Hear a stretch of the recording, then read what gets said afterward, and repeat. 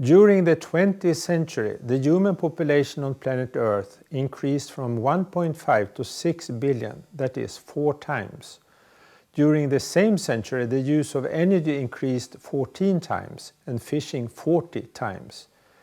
A similar dramatic increase is seen for the use of a number of resources. It is obvious that we cannot go on like this. We have hit the global ceiling. We have what is called an unsustainable development, a development which cannot continue. To change that requires global cooperation and global responsibility. Economic growth is the generally accepted political goal in today's world. During last century, world economy increased 15 times. But there are limits to growth. This was the title of a famous study published in 1972 under the commission of the Club of Rome.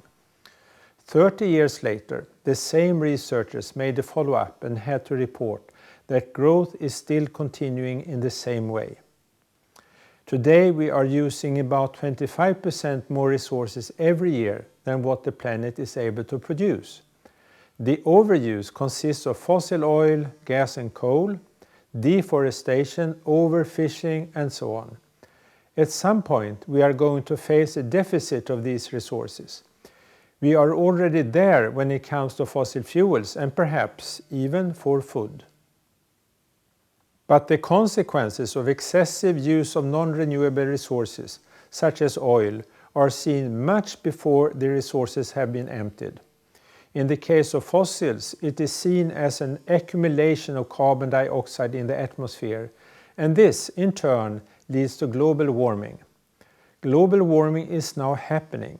We see a steady increase in world temperatures, the melting of glaciers and the expectation to have the North Pole free of ice during summers within just a few years. The climate change is a global phenomenon, and again, global cooperation is required to deal with it. We need to have a world where energy is produced from renewable resources such as sun, wind and water, a world where the environment is not devastated, a world where everyone may lead a decent life on these resources, which can be harvested in the long term. This is a sustainable world. A development which leads to such a world is a sustainable development.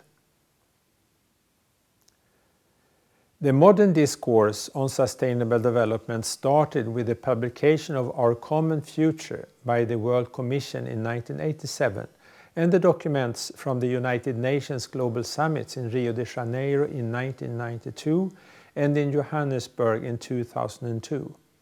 Sustainable development was original and still is strongest in its insights how to share common resources and how to protect our common environment. It is much less strong in aspects on how to develop our societies, even it was from the beginning clear that one does not work without the other. It is expressed in the so-called 3 dimensions of sustainability, the ecological, social and economic dimensions. If we enlarge the concept to education for global responsibility or simply global education, these less well-represented aspects come in more easily. Sustainable development is very much a normative concept. That is, it is clearly linked to values. It asks for justice, first between us living now and the coming generations, our children and grandchildren, who will have very little if we rob the planet. This intergenerational ethics was clearly spelled out by the World Commission, also called the Brundtland Commission, in 1987. But sustainability also asks for us living now to share resources in a just way. Today, the richer countries use much more resources while others suffer. Some nations damage the environment while others suffer the consequences. Already today, it is estimated that about 100,000 people die every year as a consequence of climate change, and it is not those who caused it. One should also point to the responsibility of humankind towards the rest of nature. The possibilities to live for other forms of life than mankind are today seriously hurt, and very dramatically so. Species are extinct at a rate which is estimated to be about 1,000 times higher than normal. The decreased biodiversity is also a responsibility that mankind needs to deal with. What can we do to improve the situation and move in the direction of sustainability?